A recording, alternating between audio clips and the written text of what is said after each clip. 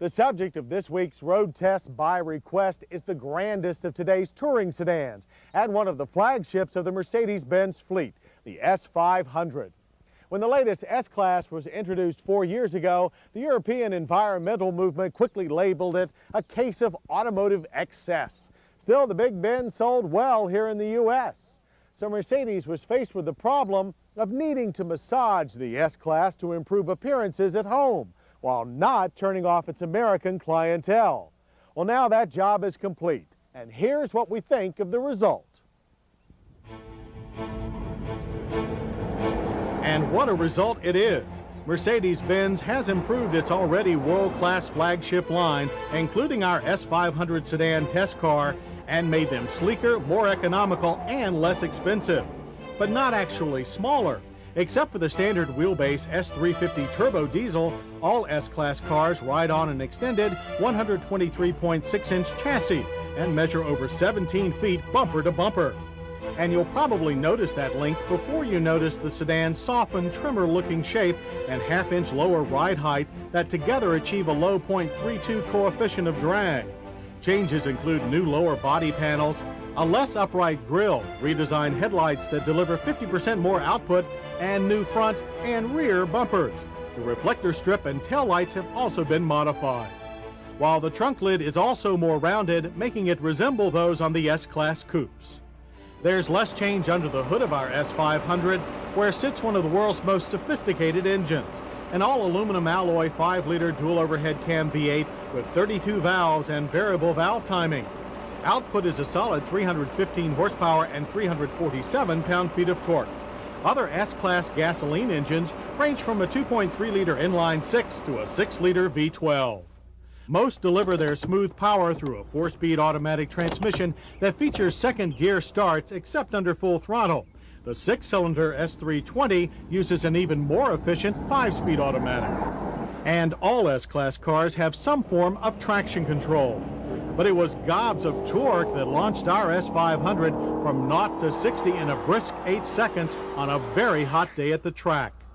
And while the vast majority of S-Class Mercedes will never see a racetrack, their owners will appreciate the surprising handling prowess provided by the double wishbone front and multi-link rear suspensions, as well as effortless fade-free braking thanks to large vented 4-wheel discs with 4-piston calipers and ABS.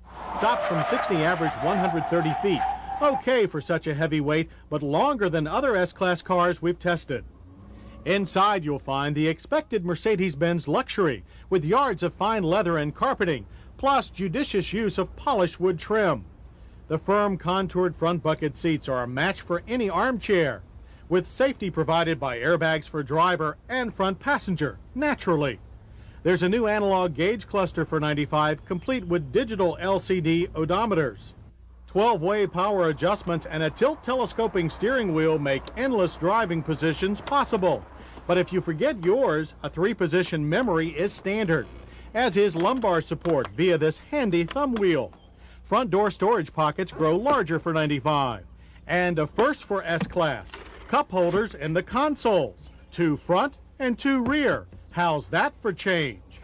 The high-performance Bose Beta sound system has improved reception, and there's a new voice-activated cellular phone. The S500 CFC-free air conditioning system features dual temperature zones and both electrostatic and activated charcoal filters for easier breathing. The huge rear seat is one of the few in the industry that actually adjust, and it includes retracting headrest. Protection from harsh sunshine or headlight glare is by way of a retractable sunshade, and it's operated by this dash-mounted button. Finally, there is 15.6 cubic feet of very usable trunk space with a moderately low lip. Our test car's trunk also contained the optional 6-CD changer that was skip-free. S500 fuel economy also benefits from the environmental theme. It's up to 15 city and 19 highway. We manage 17, which given the car's 4,760 pounds is still pretty notable. We note also the quiet, only 65 decibels at 60, thanks in part to double-pane side glass. Mercedes-Benz safety is second to none, and all S-Class cars have dual airbags, seatbelt tensioners, anti-lock brakes, and traction control standard. Plus, all 95 Mercedes have 5 mph bumpers and meet 1997 side impact standards. But such a world-class package carries a hefty price tag. In the S500's case, it's $87,500 to start. However, that is down $7,800 from last year. Still, is it worth it? Well, not too many of us can even consider that question, but we'd say yes. However, is this new slimmer S-Class still an automotive dinosaur? Well, that's harder to answer, and only time will tell. But as of today, there's still a demand for large cars that do everything well, and no cars fill that environment better than the Mercedes-Benz S-Class sedans.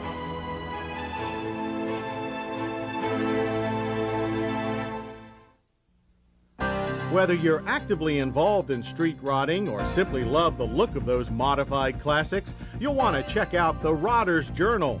This large format quarterly is a far cry from the pulpy speed magazines filling the newsstands. In-depth articles cover the history, personalities, and hardware of this passionate hobby. But it's the photography that really sets this magazine apart.